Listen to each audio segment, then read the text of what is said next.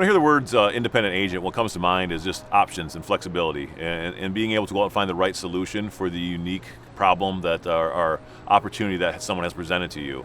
20 some plus years in experience in this industry, and I've been on both sides of both captive and independent, and I think there are real benefits to being an independent agent for those reasons.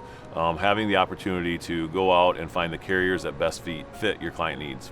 Having an insurance policy and understanding your coverage is imperative to a policy owner. And that's one of the benefits of having an insurance agent. That's our job, to walk through the policyholder and the insured to find out what all the exposures are and to make sure that we properly cover them for everything that they need covered. I hate to see people spending thousands of dollars on insurance, but yet not having that money work as effectively and as efficiently as it probably should. And that's really our first goal when we meet with you, is not to have you spend more money, is just to make sure that the money you are spending is doing all the work that you think it's doing. Because sometimes people aren't avoiding it, sometimes they're absorbing it, and oftentimes they haven't transferred all the risk that they would like to, and they really could. It just takes a conversation with somebody that knows how to do that. If you have a claim, it's nice to be able to speak with the same person that knows you and knows your policy and knows what the loss is. That's our job, to follow up after a claim is filed. As an agent, I personally call my client 2 days later to make sure an adjuster has been in contact with them, and periodically follow up to ensure that everything is being handled to their satisfaction.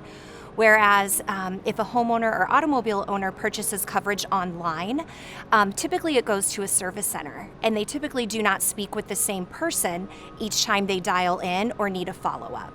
So it's nice to have that personalized touch in your time of need. Most people, unfortunately, find out how their insurance works when it's too late. The water's in the basement, the car's been rear-ended, I've been diagnosed with some illness that's going to keep me from working, I've lost a loved one, something like that.